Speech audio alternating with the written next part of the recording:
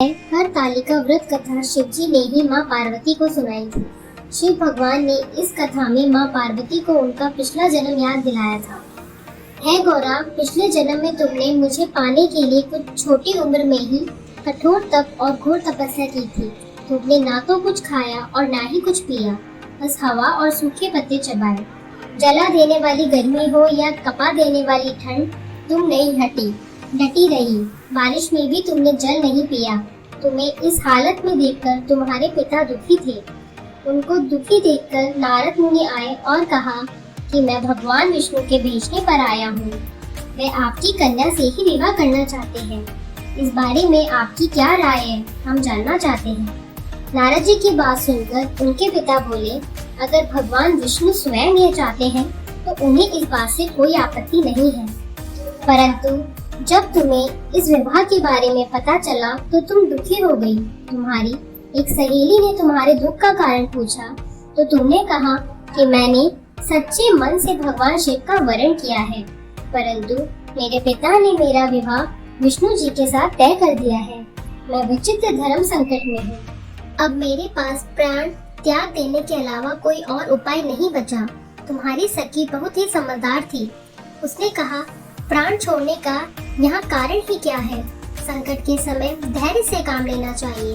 भारतीय नारी के जीवन की सार्थकता इसी में है कि जिसे मन से पति के रूप में एक बार वरण कर लिया, जीवन पर्यंत उसी से निर्वाह करें। मैं तुम्हें घनघोर वन में ले चलती हूँ, जो साधना स्थल भी है और जहाँ तुम्हारे पिता तुम्हें खोज भी नहीं पाएंगे। मुझे पूर्ण विश्वास है कि ईश्वर अवश्य ही तुम्हारी सहायता करेंगे। तुमने ऐसा ही किया। तुम्हारे पिता तुम्हें घर में न पाकर बड़े चिंतित और दुखी हुए। इधर तुम्हारी खोज होती रही, उधर तुम अपनी सहेली के साथ नदी के तट पर एक गुफा में मेरी आराधना में लीन रहने लगी। तुमने रेत के शिवलिंग का निर्माण किया। तुम्हारी इस कठोर तपस्या के प्रभाव से मेरा आसन हिल उठा और मैं शीघ्र ही तुम्हारे पास पहुंचा और तुमसे वर मांगने को कहा। तब अपनी तपस्या के फलीभूत मुझे अपने समक्ष पाकर तुमने कहा, मैं आपको सच्चे मन से पति के रूप में वरण कर चुकी हूँ। यदि आप सचमुच मेरी तपस्या से प्रसन्न होकर यहाँ पधारे हैं तो मुझे अपनी अर्धांगिनी के रूप में स्वीकार कर लीजिए। तब तथास्तु कहकर मैं कैलाश पर्वत पर लौट गया। उसी समय गिरिराज अपने बंधु बांधवों के साथ तुम्हें खोजते हुए वहाँ पहुँचे। तुमने सारी बात उन्हें बतलाई और कहा कि मैं घर तभी जाऊंगी अगर आप महादेव से मेरा विवाह करेंगे। तुम्हारे पिता मान गए और उन्होंने हमारा विवाह कराया। इस व्रत का महत्व यह है कि मैं इस व्रत को पूर्ण निष्ठा से करने वाली प्रत्येक स्त्री को मन वांछित फल देता हूँ। इससे पूरे प्रकरण में तुम्हारी सखी ने तुम्हारा हरण किया था। इसी कारण इस व्रत का नाम हरतालिका व्रत हो गया।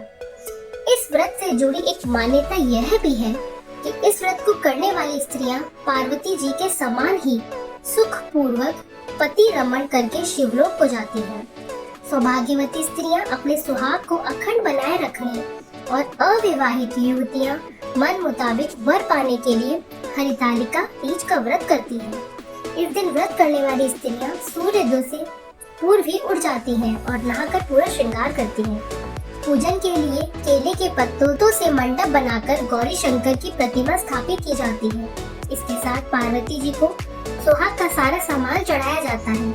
रात में भोजन कीर्तन करते हुए जागरण कर 3 बार आरती की जाती है और शिव पार्वती विवाह की कथा सुनी जाती है। इस व्रत के व्रती को शयन का निषेध है। इसके लिए उसे रात्रि में भोजन कीर्तन के साथ रात्रि जागरण भी करना पड़ता है। प्रातःकाल स्नान करने के पश्चात श्रद्धा और भक्ति पूर्वक अपनी सास को पूरा सुहाग थाल, वस्त्र, खाने का सामान, फल एवं शक्ति आभूषण का दान करना चाहिए। रेत के शिवलिंग बनाए हैं तो उनका जलाशय में विसर्जन किया जाता है और खाना खाकर इस व्रत को संपन्न किया जाता है।